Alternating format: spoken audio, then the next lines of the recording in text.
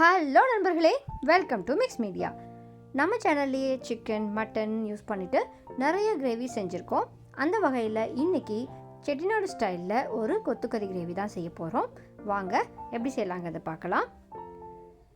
கொத்துக்கறியை நம்ம ஷாப்லேயே நல்லா மின்ஸ் பண்ணி வாங்கிட்டு வந்து வச்சுக்கலாம்.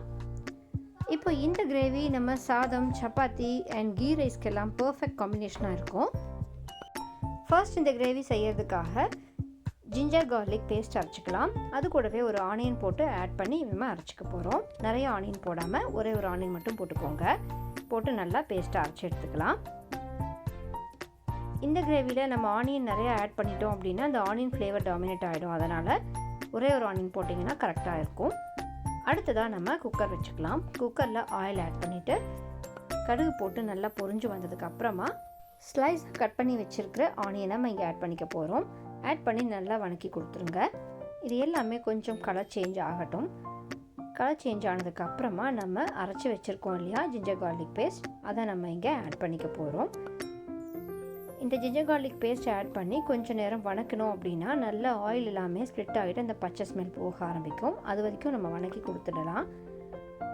நம்ம அப்படியே அடுத்ததாக ஆட் பண்ணோம் அப்படின்னா நமக்கு அந்த ஃப்ளேவர் அப்படியே இருந்துகிட்ருக்கும். அதனால் கொஞ்சம் நேரம் வணக்கி கொடுத்துட்டு அதுக்கப்புறமா நம்ம அடுத்தடுத்த ஐட்டம்ஸ் ஆட் பண்ணிக்கலாம். 2 டொமேட்டோஸ் எடுத்துகிட்டு நல்லா அரைச்சி எடுத்துருக்கேன். அதையும் நம்ம இங்கே ஆட் பண்ணிக்க போகிறோம். இப்போது இந்த டொமேட்டோ பேஸ்ட் ஆட் பண்ணதுக்கப்புறமும் கொஞ்சம் நேரம் வணக்கி கொடுத்துடலாம். ஸோ தட் எல்லாமே நல்லா மிக்ஸ் ஆகிடும். அப்போ தான் நமக்கு அந்த ரா ஃப்ளேவர் போகும். ஸோ நல்லா மிக்ஸ் பண்ணி கொடுத்ததுக்கு அப்புறமா நம்ம இதுக்கு அடுத்ததாக ஆட் பண்ண போகிறது மின்ஸ்டு சிக்கன் இல்லைன்னா மட்டன். இன்றைக்கி நான் கொத்துக்கறி ஆட் பண்ணியிருக்கேன். இது நீங்கள் சிக்கன் யூஸ் பண்ணியும் செஞ்சு பாருங்கள். இந்த கொத்துக்கறியை நல்லா வாங்கிட்டு வந்ததும் வாஷ் பண்ணி எடுத்துக்கோங்க. அவங்களே சில சமயம் சால்ட்டு போட்டு நமக்கு கட் பண்ணி கொடுத்துருப்பாங்க. ஸோ பார்த்துக்கோங்க.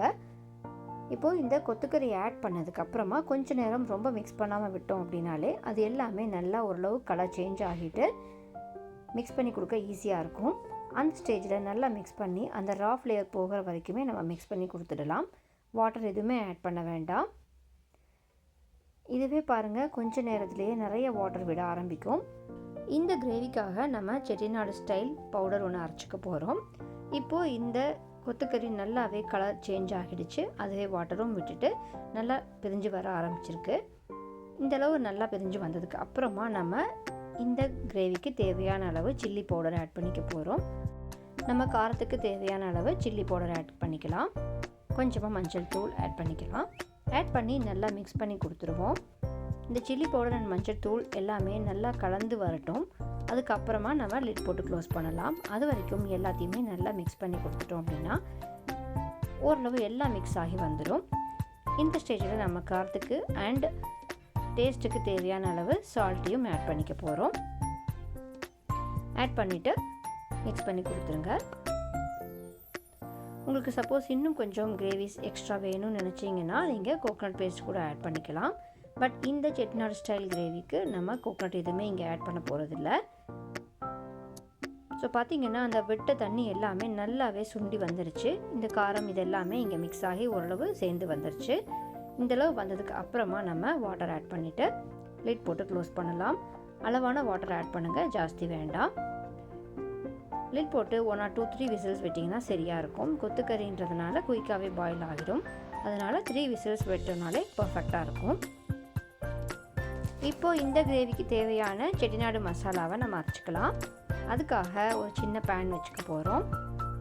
அந்த பேன் ஹீட் ஆனதுக்கப்புறமா கரம் மசாலாவான பட்டை, கிராம்பு, பிரியாணி இலை, ரெட் சில்லிஸ், கொஞ்சமாக கேஷ்யூஸ், குருமிளகு, கொஞ்சமாக ஜீரகம், இது எல்லாமே போட்டுட்டு நல்லா வறுத்துக்கலாம்.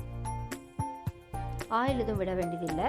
நல்லா ட்ரையாக வறுத்து எடுத்ததுக்கப்புறமா நம்ம கொஞ்சமாக வேர்க்கடலையும் 2 டீஸ்பூன்ஸ் தனியா பவுடரையும் நமக்கு ஆட் பண்ணிக்க போகிறோம். அதையும் நல்லா வறுத்துக்கலாம். எல்லாமே ட்ரை ரோஸ்ட் பண்ணி எடுத்துகிட்டு கொஞ்சம் நேரம் ஆற விட்டுருவோம்.